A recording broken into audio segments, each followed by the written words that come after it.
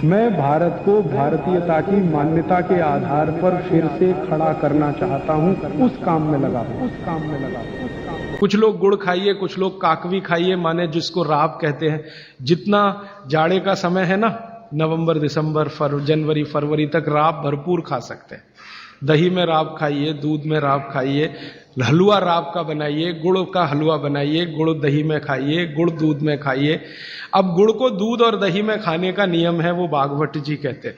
वो कहते हैं जी दही में मिला के गुड़ खाया जाए, दही में मिला के गुड़ खाइए, दूध में गुड़ कभी मत मिलाइए,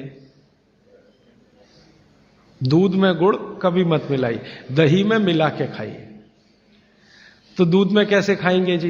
दूध में ऐसे खाएंगे कि पहले गुड़ खा लीजिए, पीछे से दूध पी लीजिए, या दूध पी लिया पीछे से थोड़ा गुड़ खा लीजिए। दूध में गुड़ मिला नहीं सकते, और दही में कभी भी बिना मिलाए मत खाइए। आप में से कोई बिहार वाले हैं ना, तो वहां पर एक बहुत बढ़िया व्यंजन मिलता है, उसका नाम है दही चूड़ा। दही चूड़ा ही कहते हैं, चूड़ा। ये मिथिला में मैंने खाया, और ऐसा अद्भुत है जो दुनिया में शायद कहीं ना हो। मिथिला में, मिथिला माने एक एरिया है बिहार का, करीब 8-10 जिले उसमें आते हैं। उन जिलों में जब भी आप जाएं तो मेहमान को वही परोस के लाते हैं। तो मैं भी मेहमान जैसा ही रहता हूं, तो मुझे हर घर में दही चूड़ा मिलता है। तो वो दही डाल के लाते हैं, ऊपर से गुड़ डाल के लाते हैं, दही के ऊपर गुड़ रहेगा। तो मैंने कई बार कहा कि अलग प्लेट में गुड़ ले आओ, तो वो कहते नहीं नहीं, आपको फिर खाना नहीं आता दही चूड़ा। तो पहले मुझे सच में नहीं मालूम था। अब जब ये मुझे पता चला बागभट्ट चिकित्सा का, तब मेरी अकल में आया कि वो सब बागभट्ट के चेले हैं, दही में गुड़ मिला के पहले से ही चिवड़ा पे रख के लाते। तो दही में गुड़ मिला के ही खाइए। अगर आप दही खा रहे हैं तो गुड़ मिला के ही खाइए। तो दही के कई दोष जो आपके लिए अनुकूल नहीं है वो भी खत्म हो जाते हैं। और दूध में गुड़ कभी भी मत मिलाइए। एक जगह तो वो ये कहते हैं कि दूध खाली पी लीजिए, गुड़ आगे पीछे खा लीजिए, वो ज्यादा बेहतर है। तो गुड़ खाइए, मेरा कहने का मतलब ये है। अब गुड़ के कितने प्रिपरेशन है हमारे घर में? गुड़ का तिल का प्रिपरेशन एक है, तिल पट्टी कहते हैं, गजक, गजक। तो भरपूर गजक खाइए। क्यों खाइए जी? तिल है और गुड़ है। गुड़ में जो केमिकल है ऑर्गेनिक, तिल में लगभग वही सब है जो गुड़ में है।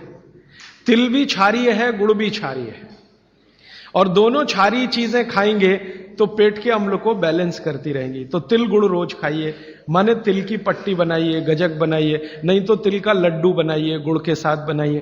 फिर इसी तरह से मूंगफली है, मूंगफली भी क्षारीय है और गुड़ भी क्षारीय है।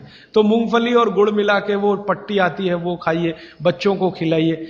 और आपके पास जो भी प्रिपरेशन है गुड़ तिल के, गुड़ मूंगफली के, वो सब बनाइए। और ये जो 3-4 महीने हैं, नवंबर दिसंबर जनवरी फरवरी तक, भरपेट खाइए, भरपूर खाइए, क्योंकि इस समय आपके शरीर को इन्हीं की जरूरत है।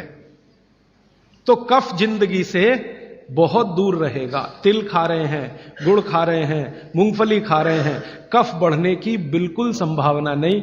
तो जिंदगी में कफ के रोग आने की संभावना नहीं। अब जानते कफ का सबसे खराब रोग क्या है? मोटापा।